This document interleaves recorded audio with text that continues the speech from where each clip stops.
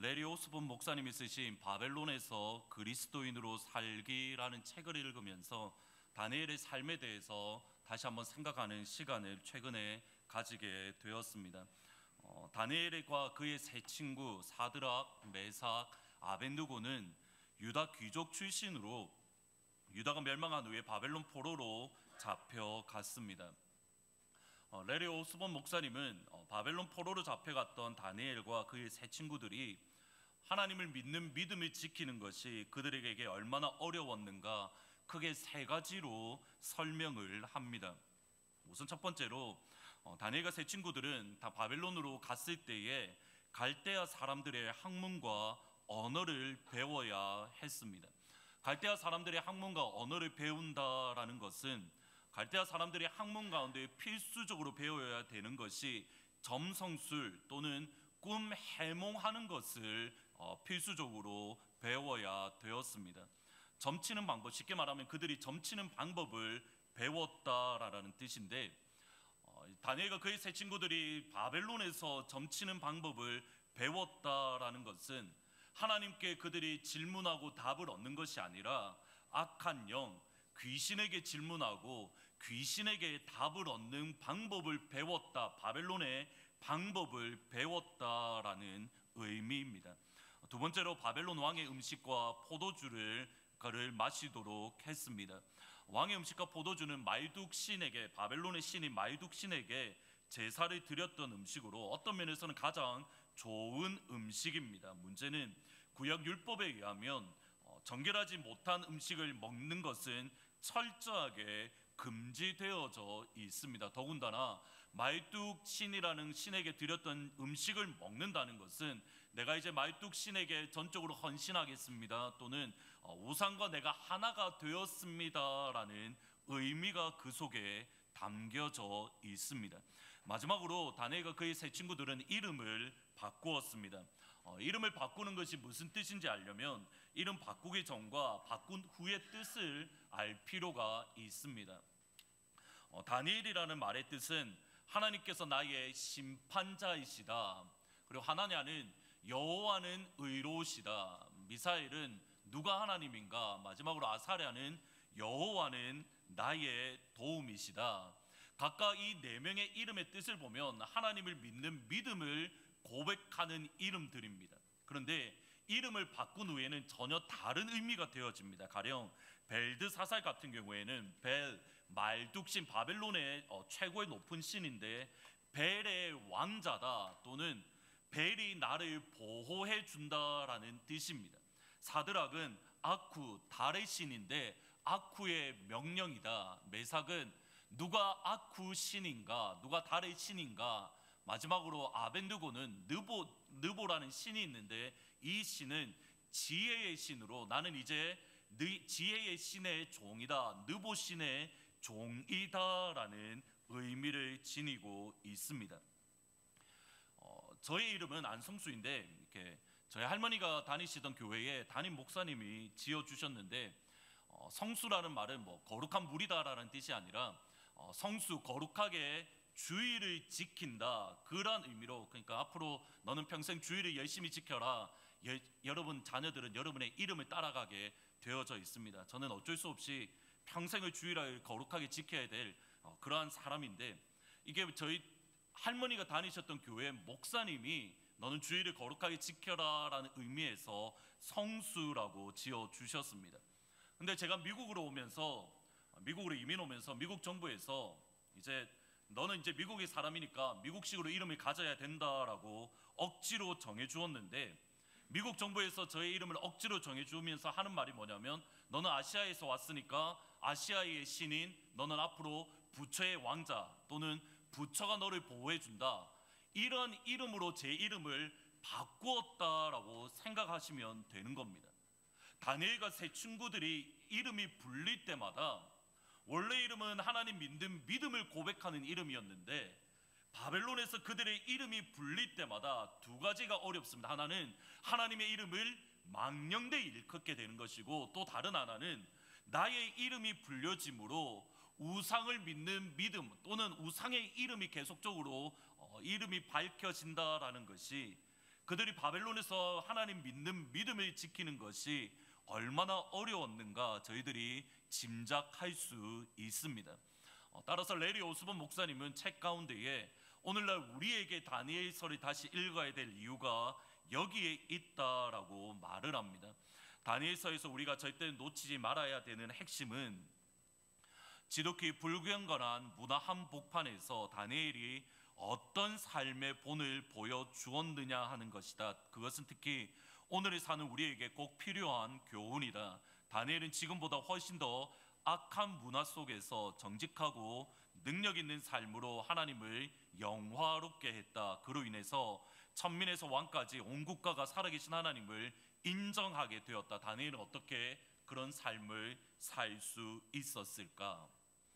다니엘은 오늘날 어쩌면 우리보다도 더 불경건한 문화의 한복판에서 더 우상 섬김이 심한, 우상의 문화 한가운데에서 그들은 하나님을 영화롭게 하는 삶을 살았습니다.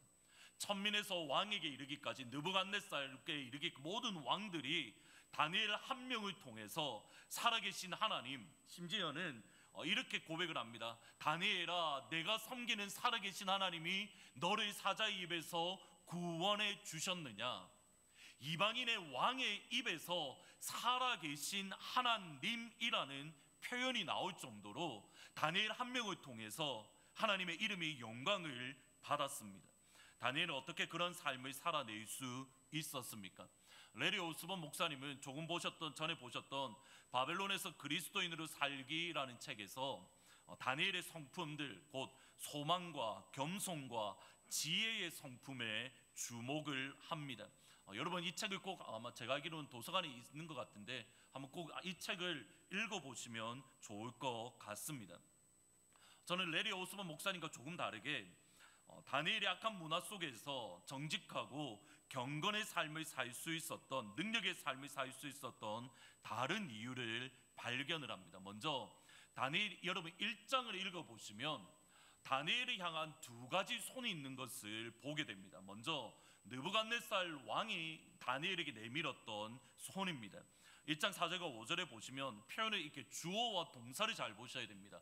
그들 다니엘과 세 친구들에게 갈대아 사람의 학문과 언어를 가르치게 하였고, 그 다음 표현이 뭐냐면 왕이 지정하여 그들에게 왕의 음식과 그가 마시는 포도주에서 날마다 쓸 것을 주어 3년을 기르게 하였더니, 제 마이크 조금만 줄여주시겠습니까? 집사님, 제 마이크 조금만 줄여주시겠습니까? 뭐라고 이야기를 하냐면 왕이 지정하여 먹을 것을 주었다. 그 다음에 왕이 3년 동안 기르게 하였다. 다니엘에게 지금 손을 내밀은 사람은 누구냐면 바벨론의 느부갓네살 왕입니다. 느부갓네살 왕이 그의 손을 내밀어서 다니엘과 그의 세 친구들이 먹을 양식을 날마다 공급해 주었습니다. 심지어 느부갓네살 왕이, 성경의 표현을 보면 느부갓네살 왕이 3년 동안 다니엘과 그의 세 친구들을 키워 주었습니다. 영어 성경에 보면 train이라고 번역되어져 있는데 사실은 히브리어에 보면 bring up 또는 raise from the infant, 어린 아이기에서부터 키우다 또는 길러내다라는 뜻입니다.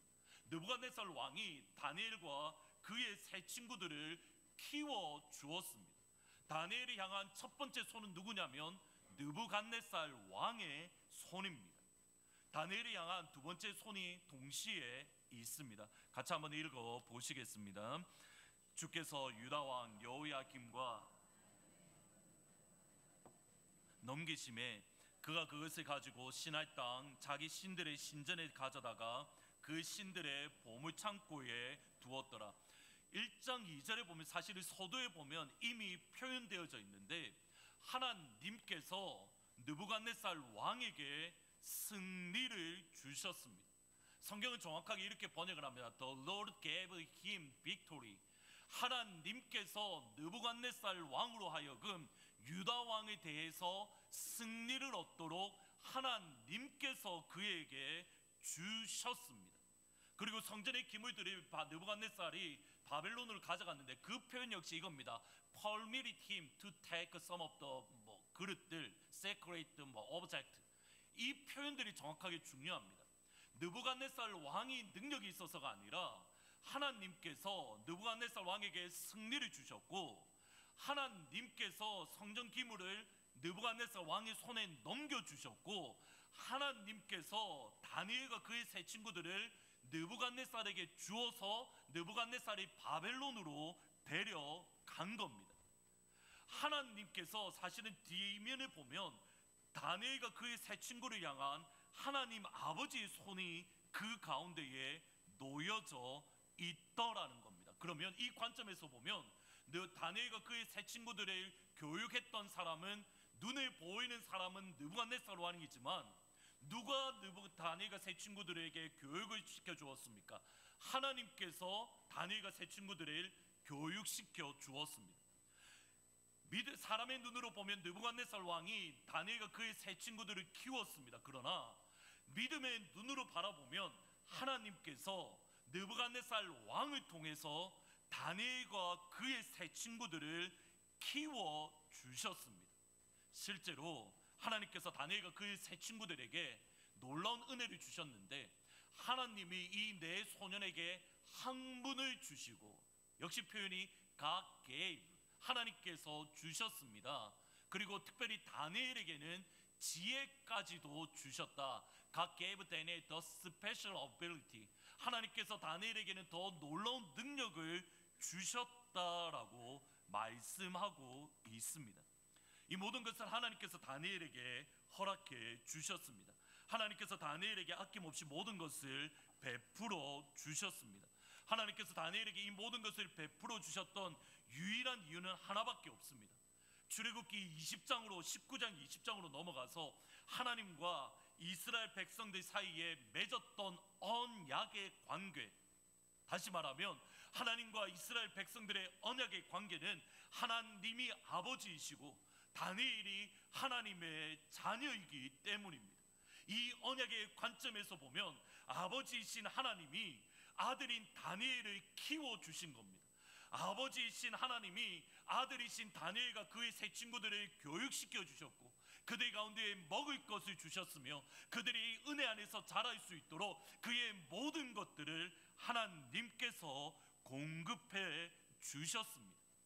다니엘이 바벨론에서 믿음의 삶, 은혜의 삶, 능력의 삶을 살아갈 수 있었던 유일한 이유는 아버지이신 하나님, 그리고 하나님의 아들인 다니엘, 아버지와 아들의 관계가 있었기 때문에 다니엘은 바벨론의 땅 우상의 한복판에서 승리의 삶을 살 수 있었고 은혜의 삶을 살아낼 수 있었습니다.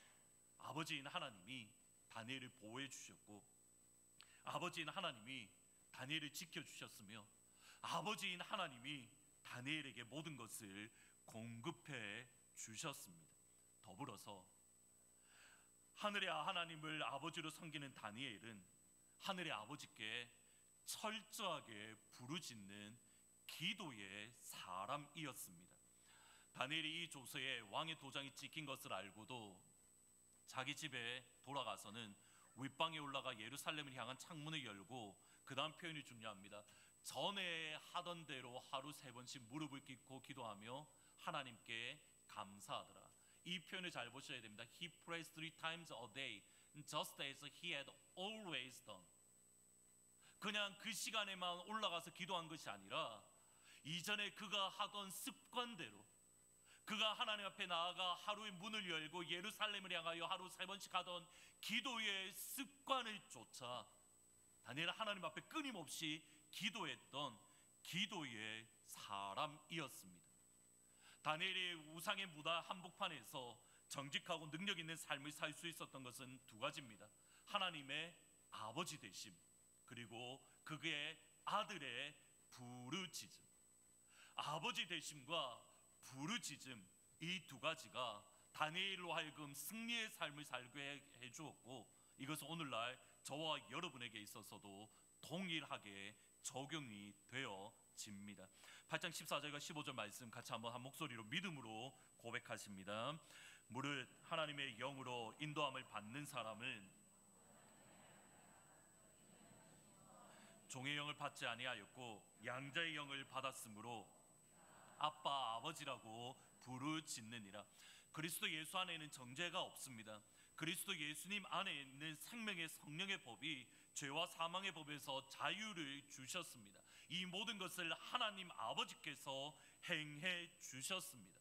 예수님 안에 있는 정죄가 없는 삶, 죄와 사망의 법에서 자유를 누리는 삶을 주신 하나님의 목적은 율법의 요구를 성취하기 위함입니다. 율법의 요구를 성취하기 위해서 성령 하나님을 통해서 우리 마음의 변화, 생각의 변화가 일어났습니다. 율법의 요구를 성취하기 위해 영으로서 몸의 행실에 따르지 않고 영을 따르는 삶을 살 수 있도록 능력을 주셨습니다. 영으로서 몸의 행실을 죽이는 삶을 다르게 표현하는 것이 무엇이냐면 하나님의 영으로 인도함을 받는다. 8장 13절에 보면 영으로서 몸의 행실을 죽이면 살리라라고 하면서 14절 초반절에 나오면 하나님의 영으로 인도함을 받는다. 이 두 가지가 연결되어져 있습니다. 영으로서 몸의 행실을 죽인다는 것은 하나님의 영으로 인도함을 받는 삶이고, 하나님의 영으로 인도함을 받는 삶은 누구냐면 하나님의 아들이다라고 되어져 있습니다. 이 흐름을 잘 보셔야 됩니다. 영으로서 몸의 행실을 죽이는 삶은 하나님의 영으로 인도함을 받는 삶입니다. 하나님의 영으로 인도함을 받는 사람은 양자의 영을 받은 사람으로 하나님을 향하여 아빠 아버지라 부르짖느니라, 하나님을 아버지로 모시는 하나님의 자녀입니다. 오늘 저희들이 관심을 가질 것은 두 가지입니다. 하나님의 인도하심, 그리고 하나님의 아들됨입니다. 이를 위해서 예수님의 처음과 마지막 시간을 살펴보려고 합니다. 예수님의 처음 시간을 성경은 이렇게 표현을 합니다. 예수께서 세례를 받으시고 물에서 올라오시세 하늘이 열리고 하나님의 성령이 비둘기같이 내려 자기 위에 임하심을 보더니, 요단강에서 나오실 때에 하늘이 열리면서 하나님의 성령이 비둘기같이 예수님에게 충만히 임했습니다. 그리고 나서 나오는 현상이 뭐냐면 하늘로부터 소리가 있어 말씀하시되 이는 내 사랑하는 아들이요 내 기뻐하는 자라. 하나님의 성령이 충만히 임했습니다. 하나님의 영으로 인도함을 받습니다. 그 순간 하늘의 문이 열리면서 이는 내 사랑하는 아들이요 내 기뻐하는 자라.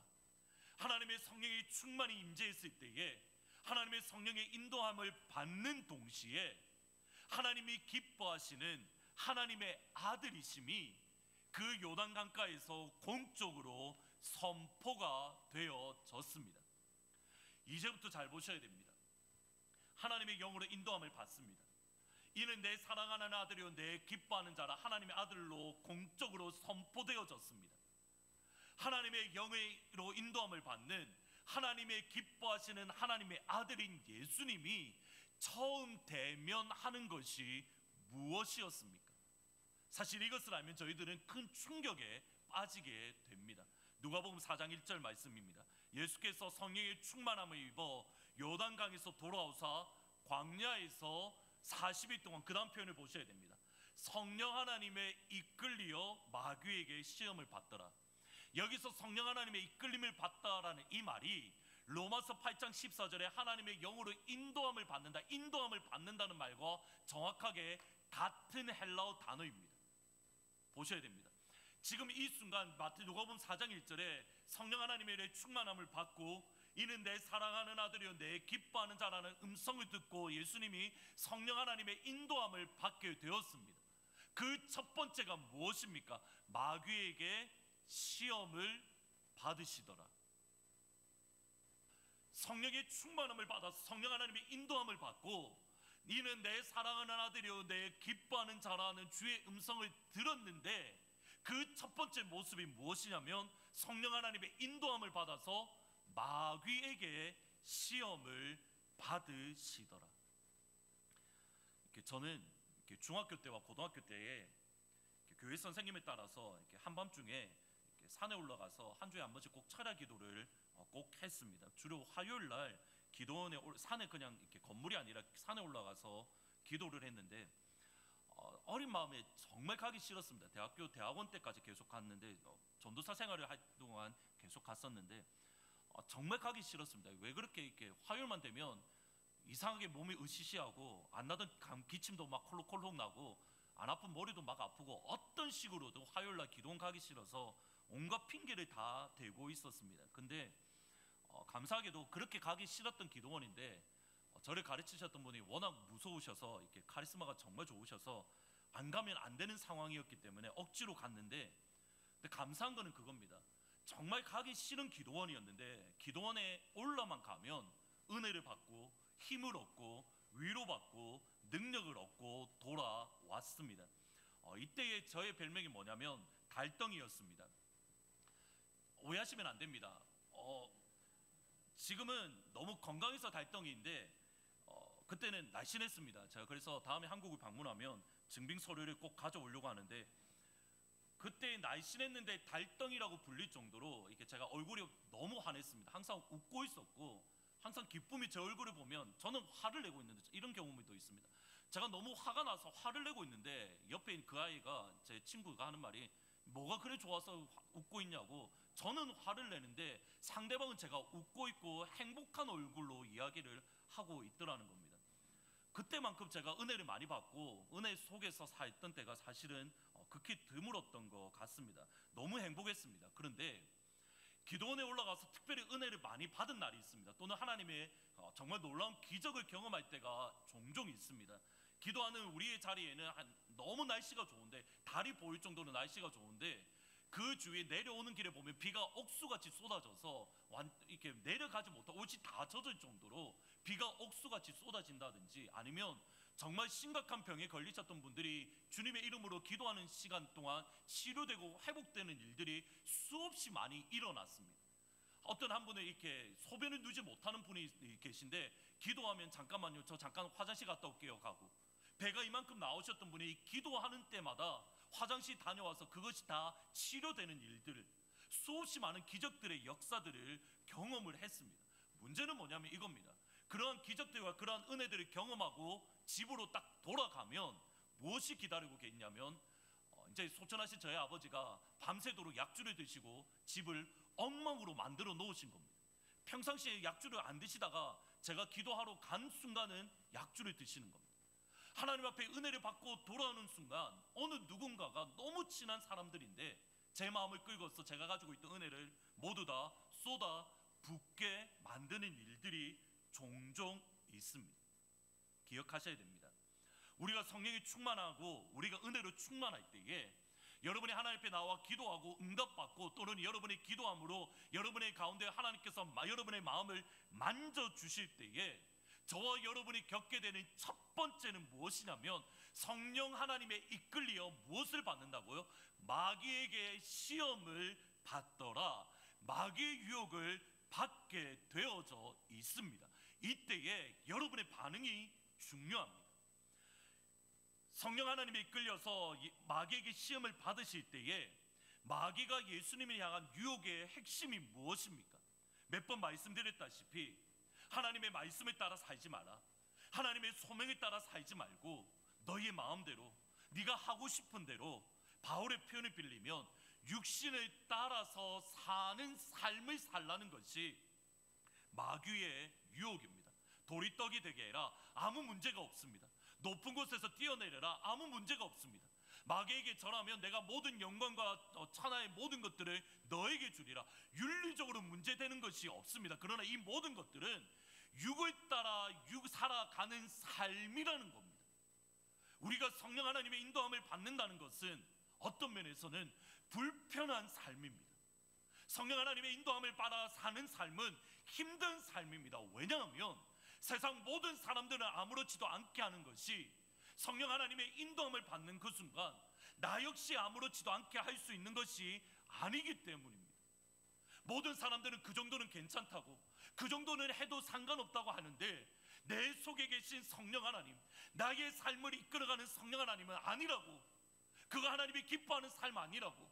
그가 하나님이 즐거워하는 삶이 아니라고. 하나님의 아들이라고 하면 그런 삶을 살 수 없노라고.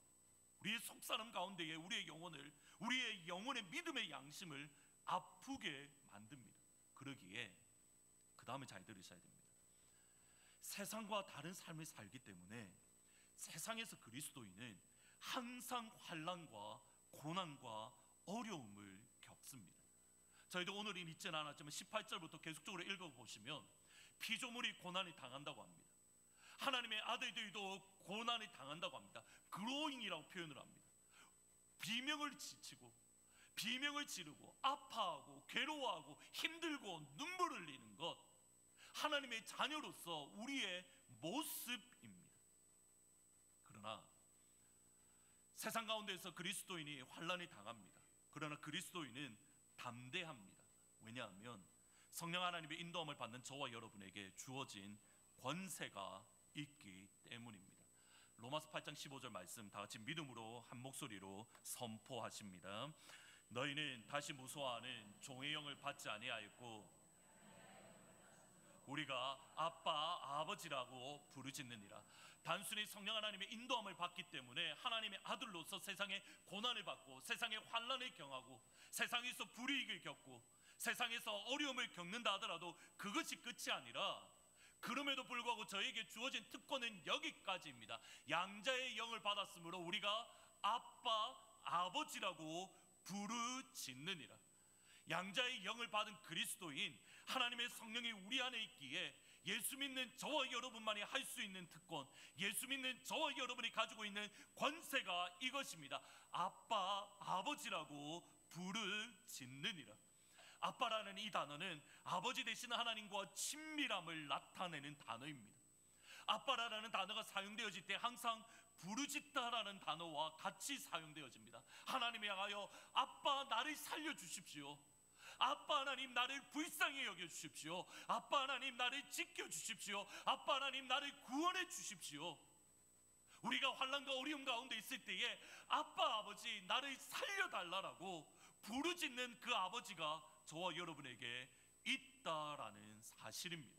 이 모습을 정확하게 보여주신 분이 우리 예수님입니다. 예수님의 마지막 모습, 겟세마네 동산에서 예수님의 모습은 이러하셨습니다. 말씀하시되 내 마음이 심히 고민하여 죽게 되었으니. 이거 예수님의 모습입니다. 하나님이신 예수님이 하시는 말씀이 나에게 마음이, 나의 영혼이 지금 이런 상태이다, 내 마음이 심히 고민하여 죽게 되었으니.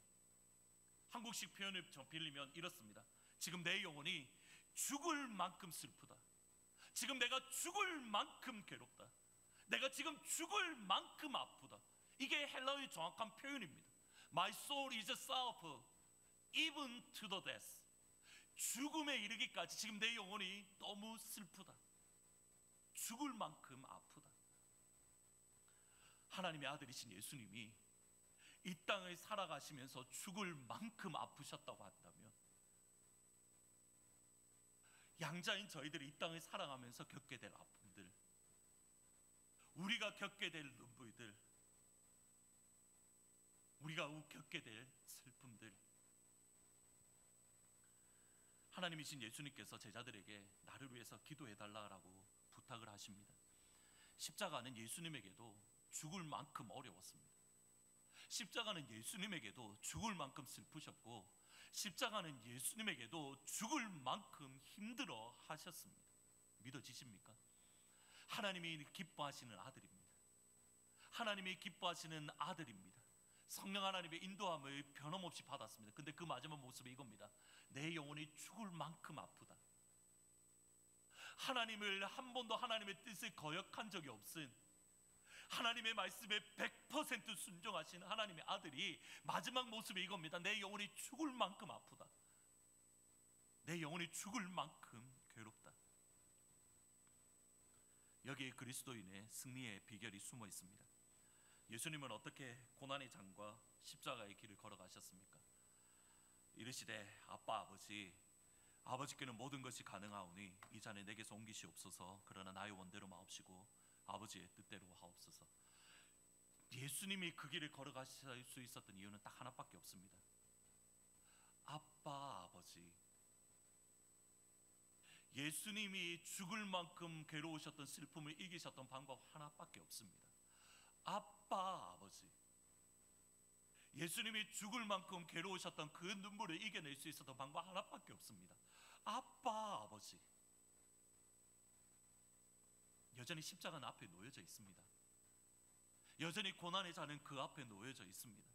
그런데 아빠, 아버지라고 부르짖는 순간 십자가의 길을 순종하며 걸어갈 수 있으셨습니다. 이유는 하나밖에 없습니다. 로마서 8장 11절 말씀입니다. 같이 한번 읽어보십니다.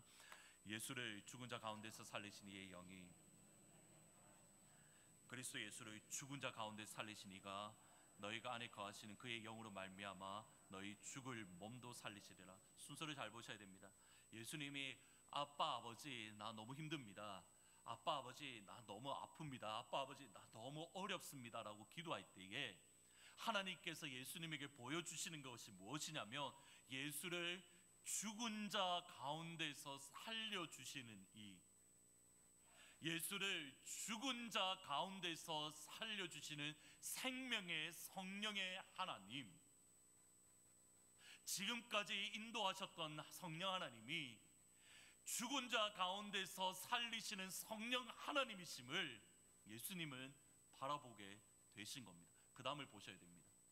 예수를 죽은 자 가운데서 살리신 성령 하나님의 영이 너희 안에 거하시면 예수를 죽은 자 가운데서 살리신 성령 하나님으로 말미암아 너희 죽을 몸도 살려 주시리라. 하나님을 향하여 아바, 아버지라 부르짖는 그 순간 예수님의 죽은 자 가운데서 살리셨던 성령 하나님의 역사가 우리 안에서도 역사여서 우리 죽을 몸도 살려주시는 겁니다. 우리가 하나님을 향하여 아빠, 아버지라 부르짖는 그 순간 여러분 안에 있는 성령 하나님이 생명의 영임을 저희들로 하여금 기억나게 하시고, 생명의 영임을 저희들로 하여금 깨닫게 하시고, 생명의 영임을 저희들로 하여금 확신하고 경험하게 인도해 주시는 역사가 하나님이 향하여 아빠, 아버지, 아바, 아버지. 여러분 가운데 있는 성령의 영은 생명의 영이십니다. 그러기에 헬르 크루거는 기독교를 이렇게 정의합니다. 사람의 영혼 속에 있는 하나님의 생명, 사람의 영혼 속에 있는 하나님의 생명. 우리가 아빠, 아버지라 부르짖을 때에 하나님의 생명이 우리 안에 있습니다. 결코 목마르지 않을 생명의 강, 결코 배고프지 않는 생명의 떡이 하나님의 자녀 안에 있습니다. 아빠, 아버지. 그리고 아빠, 아버지라 부르짖을 때에 저희들은 마지막에 이렇게 고백할 수 있습니다. 광야에서도 너희가 당하였거니와 사람이 자기의 아들을 안는 것 같이 너희 하나님 여호와께서 너희가 걸어온 광야의 길 가운데에 너희를 안으사 이곳까지 이르게 하셨느니라. 꽤 오래전의 동영상입니다. 한번 같이 보시고 이번 설교를 위해서 또 몇 번 다시 보았는데 영상을 보시고 설교를 마무리하도록 하겠습니다.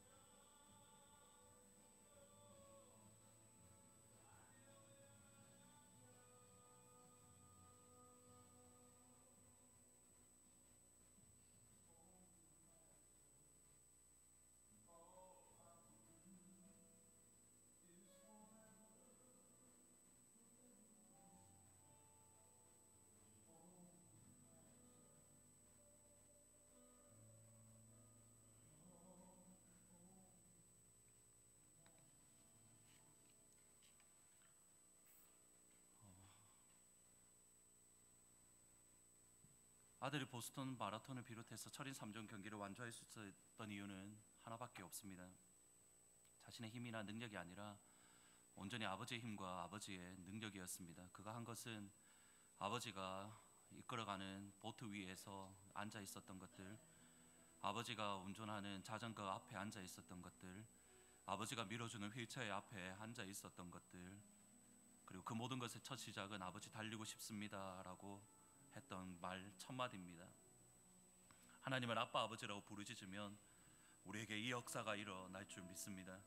우리의 힘으로 하는 것이 아닙니다. 우리의 능력으로 하는 것이 아닙니다. 저와 여러분이 해야 될 것, 하나님이 밀어주시는 휠체어에 앉아서 하나님 향하여 아빠 달리고 싶습니다. 그러면 하나님께서 저와 여러분 향하여 대신 그 휠체어를 밀어주실 겁니다. 그리고 마지막 순간 그 고린 장면처럼 천국의 영광스러운 그 자리에서 저와 여러분이 향하여 많은 성도들과 함께 하나님의 이름을 높이며 하나님께 영광 돌리는 그날이 올 줄 믿습니다. 오늘 이 시간 우리 같이 한번 아빠 아버지, 저희들도 믿음으로 달려가고 싶습니다.